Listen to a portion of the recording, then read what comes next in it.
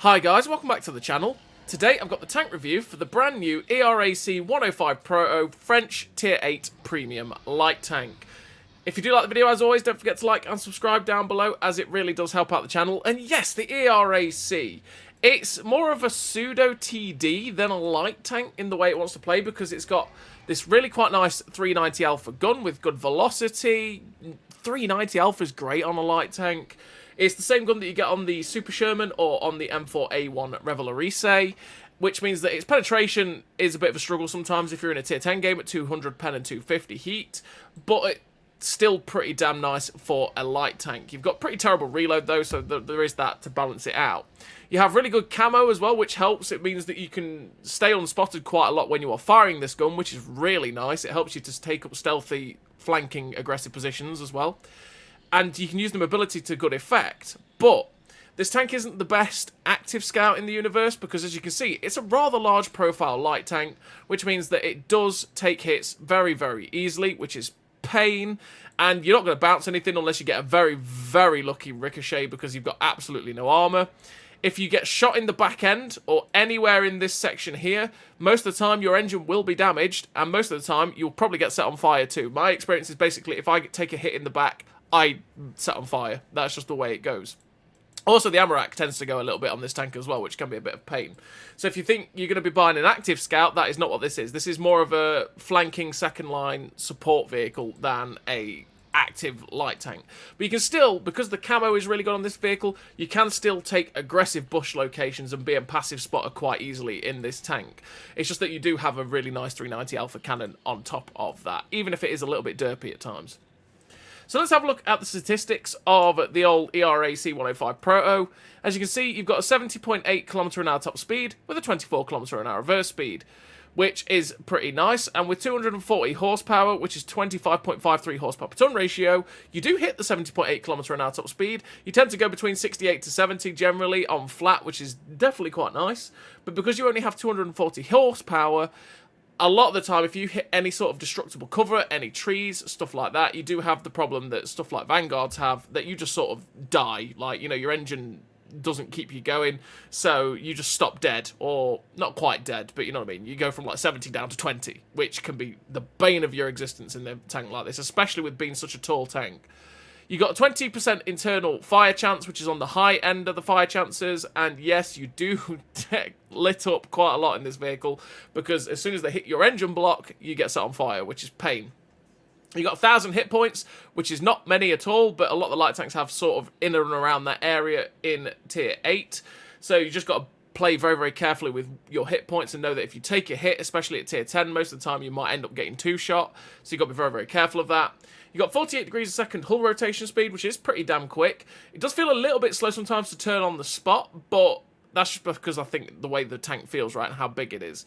But 48 degrees a second is still very, very good. Terrain resistances at 1.4, 0.8, 0.7, you do not have to worry about those whatsoever. They are fantastic. 304 meters of still concealment and on the move concealment, naturally, because you're a light tank, is really damn nice. You can get that down to about 250 meters of still concealment, which is great for the vehicle. You've got 380 meters view range, which is not that great, realistically, for a light tank, especially at Tier 8, where a lot of them are getting 390 to 400, but it's still workable. You've got more like medium tank view range for a Tier 8 than a Tier 8 light tank's worth of view range there, but again, you can still get it up to a good level, and you'll still be able to spot at decent distances in this thing. You've got 42 degrees a second turret rotation speed, which is slower than your tracks, so bear in mind that your turret will struggle to keep up with your tracks if you're trying to aim the opposite way to the way you're turning. You've got 1.92 accuracy during rotation, which is absolutely atrocious, mixed with 4.57 accuracy during movement. That is utterly atrocious. This means that your gun does bloom out quite massively, which is really quite a pain. You might want to run the gun stabilizer to knock this down if it really irritates you, but I feel like because it's a light tank, I want to set up for other stuff in general. But yeah, the accuracy during rotation and movement is really quite poor. You've got 15 degrees of elevation, which is okay, but there are still some sections where you might struggle to get the elevation to shoot things if you're having to look up, especially if you're on a ridge line and someone's on the opposite side somewhere and you're trying to look up on another ridgeline, right? It can be a bit awkward sometimes.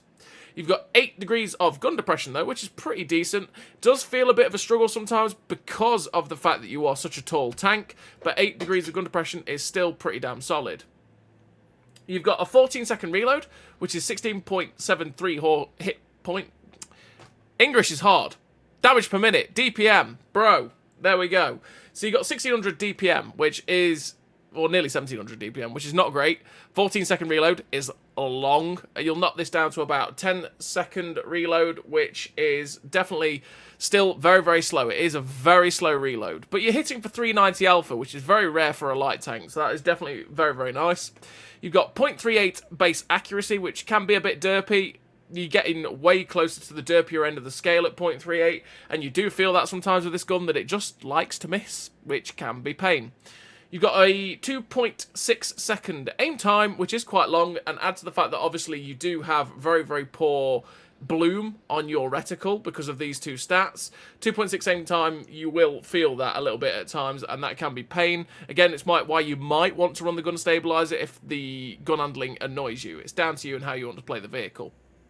You have APCR, Heat, and HE, which is 200 pen APCR, 250 pen Heat, and 53 pen HE. Now this is, like I say, exactly the same as the Revelarice or Super Sherman gun, which is, again, really weird to have on a light tank, but it's really nice because of having that punch. You feel like a punchy light tank, right? You feel like you can play that run and gun playstyle, you can play that sort of get in, get the shot off, run away, right? That's what this tank feels like it can play, and having 390 alpha is lovely. You don't have to worry about the penetration over distance because the drop-off is only 8 meters at 500 meters, so you don't have to worry about anything like Iron Mace on that for APCR. It's actually quite a low drop-off for any sort of APCR round.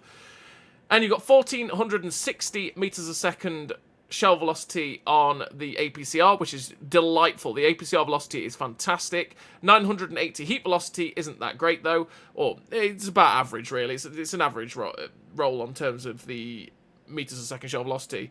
But just bear in mind that it is a hell of a lot slower than your APCR rounds. So if you load the heat rounds to deal with higher tiers, you're going to have to give a lot more lead than you will with your standard APCR. And then you've got 150% silver bonus with 110 tank XP bonus. Let's have a look at the modules for this vehicle. As you can see, there's the ammo racks. This is why I say this thing gets ammo racked quite a lot. There's the ammo racks for the vehicle, back of the turret, dead center mass, and right underneath in the center of the vehicle. It just means your ammo rack gets damaged a hell of a lot if you take a hit in this vehicle. Your engine blocks, this is why you also get set on fire quite often, because you've got the whole back end of the tank. The whole back end of the tank is engine block. But also, the front end of the tank is also engine blocks. So you really will get lit on fire quite a lot in this vehicle. You have to bear that in mind because of where these engine blocks are. And there's the crew. It's a 3-man crew, so, you know, if they get shot in the front, likely driver's going to die, or shoot anywhere on the left or right of the turret, and likely they're going to kill the commander or gunner or loader even as well, to be fair. So, yeah. But that's the statistics and the modules of the ERAC 105 Proto. What do I run in terms of equipment? Well, I run food because that makes everything better. The advanced loader to make the reload better because the reload is atrocious on this vehicle. The camo net to make the camo really good, and that is an asset of the tank that you really want to try and make better. And optics to be able to spot for myself because I am a light tank. I want to be able to try and at least spot for the team, spot for myself, get some assistance in that regard. If you didn't care about the DPM and you just go, okay, this thing fires really slowly because the gun handling really annoys you, run the gun stabilizer instead of the advanced loader, and it should knock down your gun bloom massively with that 20% accuracy during movement and rotation buff that the gun stabilizer gives you. But it's down to you and how you want to play the tank. And again, if you don't care about that, you could run the traction system to go at 77 kilometers an hour too. It's completely down to you and how you want to play the vehicle. It's always how you feel comfortable with it. But I do that because the reload is atrocious and I want to make the reload better, and I want to be able to at least get some good spotting view range to be able to spot for myself in this tank. And then you can see with the camo, it knocks it down to a good range too. And then in terms of a crew, I've put it in the old Lynxy baby. Let's go put it in the ERAC 105. And I run Born Leader, Rapid Reload, Sixth Sense, Situational Awareness, Camouflage Expertise, Muffled Shot, Steady Aim, Snapshot, Run and Gun. These 3 gun perks, because the gun is pretty horrid, realistically, if you do not set up for it. That's why I do. and this helps me a little bit more with not running the gun stabilizer especially. The muffled shot, because the camo on this tank is really, really nice, and I want to be able to keep it down when I'm firing so that I can stay and get more shots off from my lovely bush locations. And camouflage expertise to make the camo better again, because the camo on this tank is really nice, you want to make it better. And these 5 perks you're going to take on every single tank in World War II. If you wanted to, you could definitely drop the muffled shot for something like rapid aim, because the turret traverse is worse. Is worse than the track traverse. You could take clutch braking to make the track traverse better if you feel it's too slow. You could also run the... You could even run Mock Tank if you wanted to keep things spotted for longer, but it's, yeah, I wouldn't recommend that all the time. You know, there's plenty of things that you can run on this vehicle. The other thing as well is fire prevention or firefighting.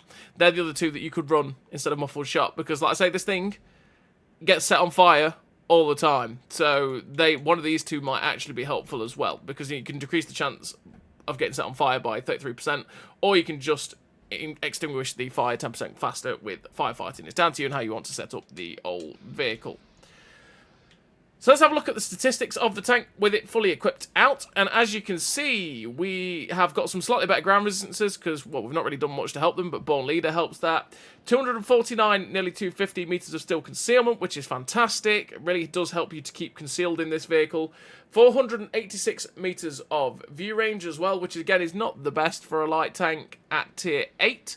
But it's still good enough to be able to spot things at good distances and try and, you know, match it up with your really good camo and push your assistance game up.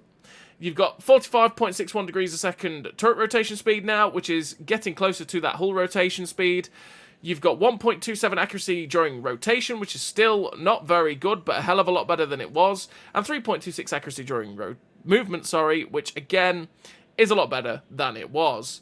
You've got the 11.09 second reload, which is 2.1k DPM, still absolutely atrocious, but it's a hell of a lot better than the 14 flat second reload it was. 0.31 accuracy is better than the 0.38 accuracy as well, but the gun still does feel derpy at times, and you got a 2.39 second aim time, which is better than the 2.6, but you do feel it combined with the accuracy during rotation and movement being fairly poor on this vehicle. It's just something that you do generally feel with it, that the gun sometimes just generally feels pretty poor, and you sit there going, oh, why? And this tank, as you can see, has only 15mm of armour, 20mm of armour on the front, which means you get pretty much overmatched by absolutely everything you're ever going to face in this vehicle, which is why any shot that hits you most likely won't ricochet, they will pen, and you're going to suffer problems, which is why I say it's not really the best active scout in the universe, because it does take hits very easily, it's very easy to hit, and yeah, you are very, very fragile, even for a light tank, you're very, very fragile, which is why it's more that second line support, where you get yourselves into good flanking positions, use this 390 Alpha gun to your advantage, and use the great camo that the vehicle does have. As you can see, if we go to World War II tanks, it is 8,850 gold, which isn't too bad realistically, and if you do like the looks of it, it's not that bad for a pickup. In terms of how the tank is, I do feel like it's a fairly average light tank. It's just sort of alright, right? You know, you can play it like really nice 390 Alpha, you can use the good mobility, use the good camo, and you can have a pretty good time with it. It's capable of having some decent games. But at the same time, it's also not absolutely excellent, because it does struggle in a lot of ways too, which is good, that's balanced, right? So that is the ERAC 105 Proto. In general, that is the tank. That's what I think of it. That's the statistics of it, why you've got everything equipped and why you haven't got everything equipped. So what I'm going to do now is send you all over to the replays where you can watch this tank in action, see how it handles, and see if this thing's a little bit of you. This thing, really, realistically for me, is basically a Reveille, but speedy, and gives up some of the reload time. So as always, everybody, enjoy the replays. So here we are in the replays with the ERAC 105, and this first game we are bottom tier on Berlin, which is not the map for the ERAC 105 or any light tank in general, and especially in a pretty poor matchup as well. So what we're going to do with the ERAC 105 is go play the field area, because, well, that's just the only real area that's going to be any decent for the ERAC 105, and see if we can put in some big 390 Alpha bombs that this tank can put in, which is one of the things that does make this tank a little bit nicer for a map like this compared to something else like, say, a Batchat 12T, or, you know, something with like 180 Alpha. That's the one thing that makes this tank nicer than those tanks, right?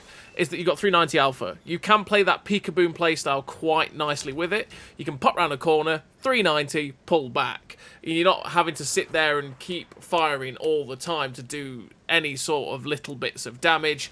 And at this tier, 390 feels pretty damn good. So you can see, we pushed quite far, quite fast, because there just seemed to be nothing here. The medium tank managed to push up really, really aggressively very quickly, and so we were like, well, we'll back up the 30B, and we'll get across here to help him out. But there doesn't seem to be anything else here. We've got a shot into the Bulldog. There is an STRV 1030 that's here as well, so that's why we're loading heat, because our 105mm caliber gun won't overmatch the STRV 1030, and we have to hit the cupola with the APCR to even have a chance of going through. So we load the heat rounds, because the heat rounds, with their normalization, will just go straight through his armor. They will have no problem whatsoever. And it's not about penetration stats, it's just about the round choice, essentially. But instead of going for the SDRV, we managed to get a shot into the Type 59-2 first, and then finish off the Bulldog, because we didn't really want the Bulldog to get away. The 30B has got around the SDRV 1030, so we're just going to use his distraction as a chance to get some shots into the back of this guy. He's now a one-shot, and he's been shot down by the Brask. So we switch back to APCR, because we don't really need the heat rounds for much else at this moment in time, and I do want to save those for in case I do need them. And yeah, we are just looking for a shot into the Type 59-2, which we get straight through the side of his tank. And just like I say, this gun is nice for that sort of shot. You can see the camo there, in effect, that 250 meters of still concealment, that Type 59-2 just couldn't see us until we fired, which is glorious. This is why one of the strengths of this tank is to get yourselves into flanking positions and smash out the rounds, because that's what this vehicle can do. It may deal damage very, very slowly, but it's just an asset that the vehicle has. That camo was dirty, the fact that it just didn't see us until we fired. And that's where the trading comes in as well, because we managed to pop round the corner, give that guy 390 alpha bomb, and then run away. So we didn't give him a chance for retaliation, and we dealt a good amount of his hit points away. So we're going to try and help out this Conway, because that's what we want to do. Get the shot in, shut down the FV4202, so that's the tier 10 British medium tank out of the game. We didn't want him to deal as much damage as possible to our Conway. We want to try and keep our hit points on our team if we can. So I don't want to go charging down the GH line, because I don't want to run headfirst into the enemy team. So what we're going to do is use our mobility once again to get flanking. I think maybe I'll get behind the heavy tank that's at G7, but he's just killed the E50, so I decided, you know what, okay, no, I'm going to go help this medium tank out against this TD and heavy. There is a 110 and a Badger. Now, getting a shot into the 110 would be quite nice, but I feel like I actually want to get the shot into the Badger, because if we can knock the Badger's hit points down, that'd be great, because he is a very awkward penetration. So we just look for the side shot there on the Badger. And of course, it didn't pen. It did track damage only, because he was slightly well angled there, and the side of a Badger's decently thick, so it ended up just not penning that tier 10 British tank destroyer, and we wasted a chance there. That was our ambush shot, and we probably just would have been better shooting the 110, but there you go. That's me trying to be clever and trying to get rid of the tier 10's hit points, as opposed to the tank that I can pretty pen fairly easily, right? So again, we're getting in to help the Gorilla. I'm cutting off this batch at 25T. You can see he clearly went, oh no, a tank, and crashed into the wall. It would have been a bad time to actually ram that batch at 25T, because he would have taken a lot of my hit points, but I just wanted to make him panic and make it so he couldn't get away. We'll get rid of that batch at 25T, because the Conway got a shot in, and now we're going to help this Gorilla out against the 257. Now, the 257 is an awkward pen, because 200 penetration on the APCR is actually really going to struggle to pen a 257 here, so I'm just trying to get round, get a good shot into the side of his turret. It doesn't happen. The SU-101 here is basically, well, the Conway is a one-shot for the SU-101. I'm not, so I decided, okay, you know what, I'm potentially going to take a hit from the SU-101, but it helps our team get rid of a tank. So there goes the tier 8 Soviet tank destroyer, and we know the 4005's just fired. He's just killed our GW Tiger, so this is the time to get in and deal as much damage as we can to this guy. Once again, making him panic, and this is where the 390 Alpha is good, but we do have a very long reload. We boost with food as quickly as possible, and he is panicking yet again. He's like, oh, I can't let him get round to me. He's done the right thing, which is get his butt to the wall so I don't get stuck behind him, but we do get the shot in there to track him in place, so it keeps him pinned. It gives me a little bit more time to reload, which is what we were aiming for. And we've realised that the 110 and the Badger were directly behind us. So the Badger and 110 were directly behind us. I was like, no, I can't go back that way. I'm just going to have to chance it with the 4005. And thankfully, RNG said absolutely yes. And we shut down the tier 10 British tank destroyer. And now it's a 1v4. 2 artillery and 2 very healthy tanks in the Badger and the 110. Which means this game is going to be exceptionally awkward to take down if we want to win it. So what I'm going to do is run after artillery. We're going to sprint around the map, see if we can go find artillery and get some damage off on those guys. But the pain is, obviously, we're not going to kill the artillery in one shot. And the 110 and Badger are going to be hot on our heels, which is just going to be exceptionally awkward. I'm looking at this game and going, I can't win this. I don't think I can win this because it's going to take too long to kill the artillery. There's 2 of them. And then it's also good. The map's just not big enough. We're not going to be able to outflank these guys enough to keep putting the shots in. And realistically, we're probably going to run out of time. So if I'm going for the artillery, I don't want to set off the cap trigger so that they know I'm coming. So I'm going to skip around the cap. This is the only way to do it from this side. And there's both artillery. They knew where we were coming from, and we get shotgunned. Sad times, but that was the only way we could have gone because of where the 110 and the Badger was cutting us off. But we finished the game with a 3rd class, 1,094 base XP on a loss for 4,081 damage, 4 kills, which is really not a bad game in a tier 10 lobby. It's a shame we lost that, but we just needed a little bit more help, realistically. We couldn't quite get everything we wanted out of that game. But it is what it is. And we're on to the second replay. And the second replay, we are here on this map. And this map is Sand River. And on Sand River, we're just looking for a cheeky early shot here at the 4005. We did have a bit of a recording issue, which is why we've come into the game about 2 minutes later. I had to plug in the capture card, etc. So we ended up spending the first minute and a half fumbling with technology. But we're still going to see what we can do in this game. Sand River is one of my favourite maps. I do love playing this map. I don't see it often enough. And I always try and make the most of it when I do get it. This position here we've taken at G5 is a very, very awkward spot from our spawn, because it can mean that once you've got the early shot off, you're more than likely best to run away. That Tiger Shark didn't see us because we shot through that bush, and our camo is that good. But now we're going to shoot at this Tiger Shark. We are definitely going to get spotted, and there we go, we get lit up. It's because we shot through that foliage towards the Tiger Shark. That's the reason that we didn't get spotted that first time. And then because naturally the foliage, well, he pulled back so that the foliage wasn't between us anymore. That meant that we did get spotted when we fired at that guy. And again, that's kind of where muffled shot helps, because when you're firing the right way through concealment and stuff like that, that's where you can stay unspotted and use the strengths of this vehicle. But yeah, this spot in general is a very, very awkward spot to take from our spawn. Great driving back, chat. And you, a lot of the time, will take this spot, get an odd shot off here and there, and then run the hell away. But the way that this game's panned out is that our team has pushed through the riverbed, and a lot of our team are on the K line, and basically no one's gone up north. So we've been able to take this position and keep getting shots in. But what I'm starting to think now is that, okay, we've lost the north. There is still quite a few of their tanks in the south, in that corner. We're probably best to go help our team, push them along because they're taking a bit too long. We've got the overmatch. We've got a lot of numbers on this flank.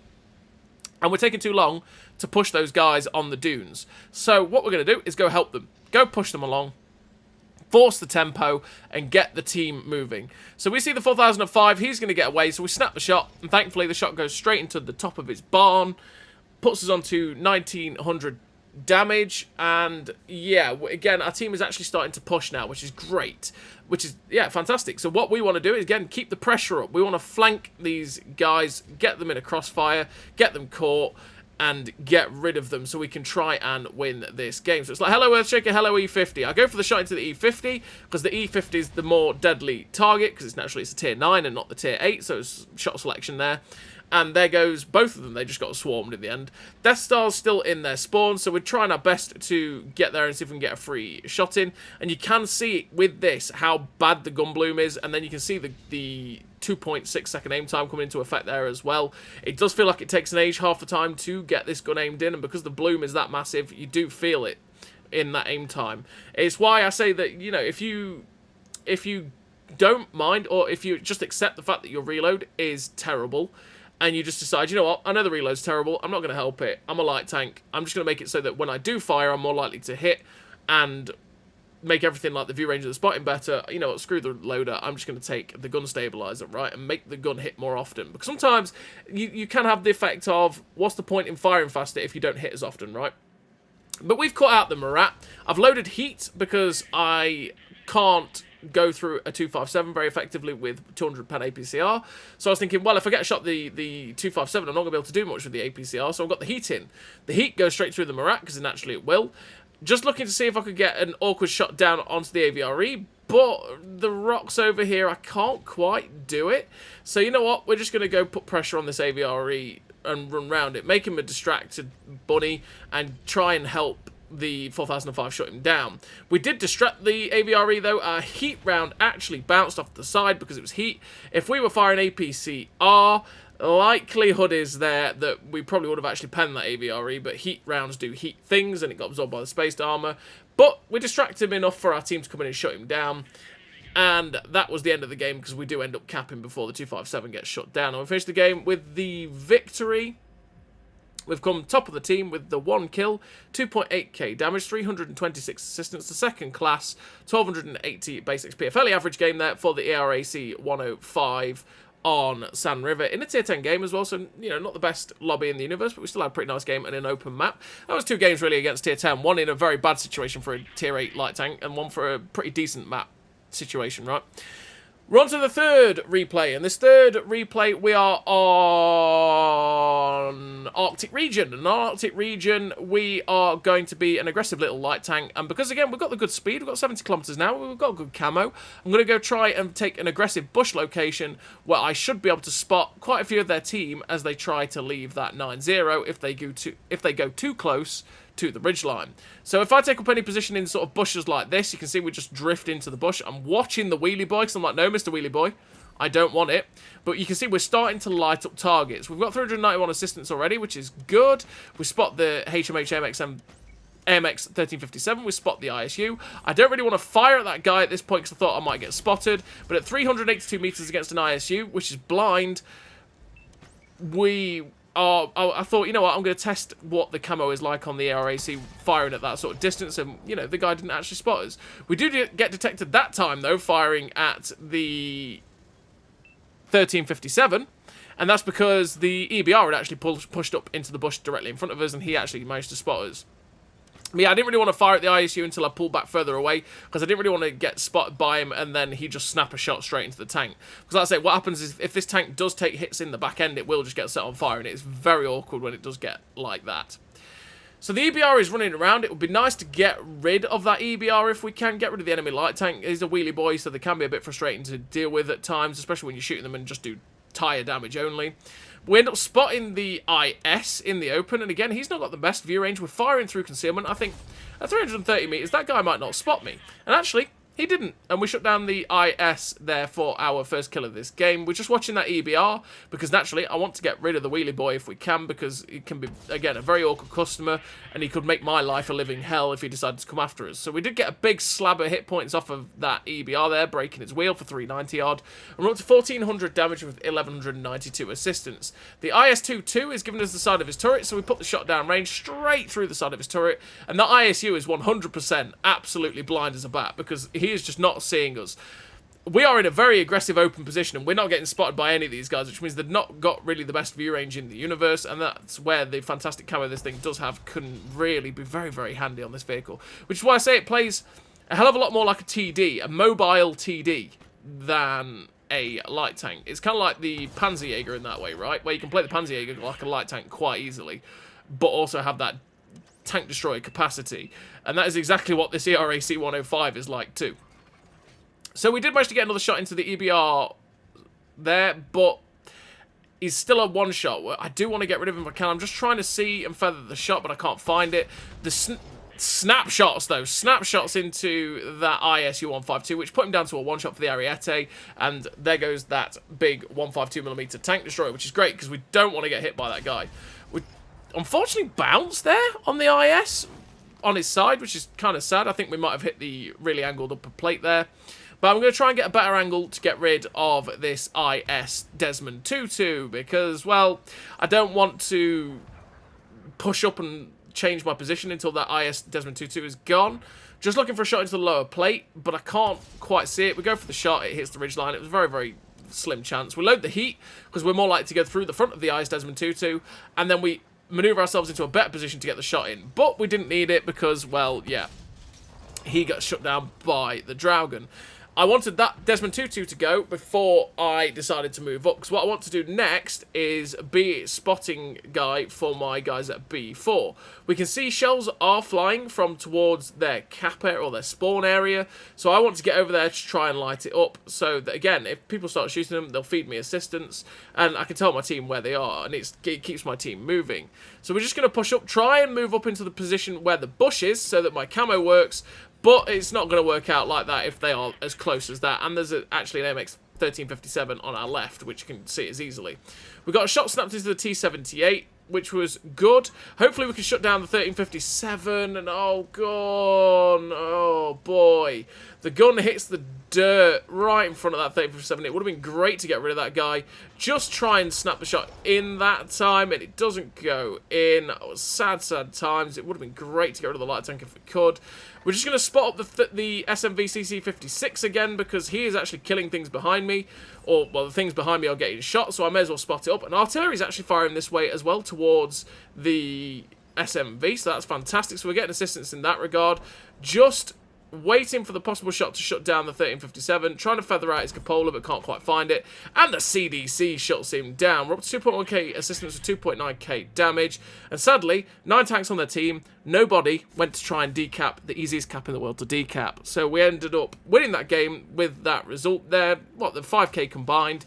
The Scout Medal, the 3rd class, 1234 base XP. Again, a fairly average game there for the ERAC 105. And that game had so much potential, but we decided to cap out. And realistically, that one was also completely on the enemy team. It's not just like that was the easiest cap in the world to decap, and none of them bothered. There's 9 tanks left, and none of them bothered to do it. But we're on to the 4th and final replay. And this final replay, we are on Ghost Town. And this game, again, is the sort of epitome of run and gun peekaboo, right? Where you just keep poking up, getting a big shot into someone and changing positions or moving and changing what you're doing. So on Ghost Town, what I'm going to do to start off is go to the position at E6. To do that, then I can shoot across the little gap in the middle of this map and see if we can shoot the people that poke up on the other side. Again, playing that peekaboo lifestyle.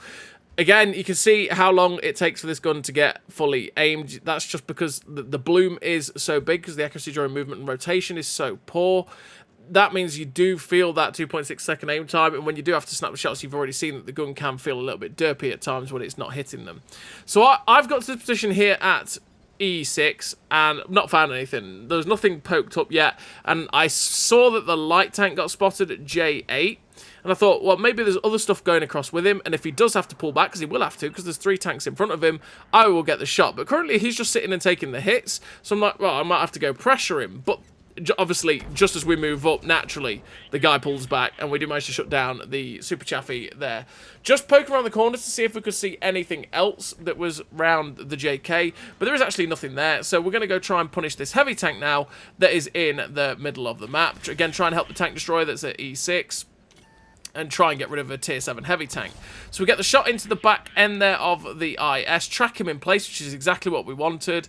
Keeps him pinned, gives us some assistance as well if our friend shoots him. Just looking for the shot through the destructible cover. It goes in 422. That's quite a nice roll. He's now a 1-shot, and the Ho-Re-2 finishes him off. Now there's a KV-85 directly in front of us, and we're always going to pen that thing. We're just looking for the very slim shot around that corner because he thinks he's safe, and we get it in there to that tier 6 Soviet heavy tank, put him down to 610 hit points. Just waiting on that reload, and this is where we're going to play camo, because again, we know he hasn't got very much view range. There's a bush between me and that KV-85, so we're going to poke up, spot him, fire through the bush. He couldn't see us. Again, it's where the camo is really good. I knew there was a bush between the both of us. I know that his view range, isn't that great. So I knew that there's a I knew every chance that I could poke up and not get spotted, but there's also the possibility that I might be able to shoot at that guy without getting spotted, and it's what happened. So we go for the kill shot there on the Basotto. And naturally, RNG went, and we hit the building. Because it's what RNG does sometimes, right? I clearly didn't feed RNGs as his cookies. We're up to 2.4k damage, 309 assistance, and this game is on a knife's edge. It is 8-8, so we need to try and get in and get some shots into this enemy team. So we spot the IKV, we spot the STRV. I could shoot the STRV, but I decided to get rid of the IKV because we need to just get guns out of this game. It's what we need to do. The STRV decided to start trying to look at us, and I think I could go after the STRV. No, you know what? We're going to go help our team get rid of the artillery, because we do not want that artillery in this game. We don't want him to be pooping on us while we're trying to go and get rid of the last remaining actual tanks, so that we can use our mobility and not be afraid of taking positions where we can play peekaboo and get shots off without getting pooped on. So one artillery is dead, the Hummel is dead to the Centurion, and we're going to go help the Centurion get rid of the Lorraine. So he gets one shot into the Lorraine, we put a shot into him, and I think maybe I could ram it to death? No, it's probably wasn't worth it, if we're honest. We did like 59 damage to him or something like that. He did about 300 odd damage to us, which is hit points that we might need. And we were probably a little bit too hasty there to give away our hit points to the artillery. So, it's 5-4. The game is still absolutely 100% on a knife's edge. And I want to get in and try and whittle some of these enemy tanks down if we can. The MT-25 is probably dead at this point, but the STRV is a one-shot. So again, guns out of games. Guns out of games. You always got to get rid of guns if you can. The STRV drives in front of our gun. Good night, sir. We get lucky here that the Tiger 1 doesn't hit us, but we're going to use the opportunity to get a shot into him. Our Centurion has joined us, which is great. So we put a shot through the Tiger 1 upper plate. Centurion hits him. He gets hit again by the TD in the side. So this guy's a one-shot. Again, get the gun out of the game. That's what we want to do. Just waiting on the reload. We fire at him, shut him down. The Batchat's put 2 into us. In fact, he's about to probably get 3 into us. I thought he'd already fired 4. So he's fired there, and I think, hey, he's fired 4, because I'm pretty sure he put a shot into the Centurion. We get a shot into the Batchat, and nope. The Batchat hadn't fired 4. He fired 3, and he shut us down. But we did finish with the victory. 4 kills, 4.1k damage, 309 assistance. The second class with 1,531 basic speed. A pretty decent game there for the ERAC 105. Again, showing that it can play pretty nicely on sort of small city maps, because you just have that peek-a-boom capacity, which is very, very nice for a tank like the ERAC 105. So, as always, everybody, I hope you enjoyed the video. Thank you very much for watching, and I'll see you next time.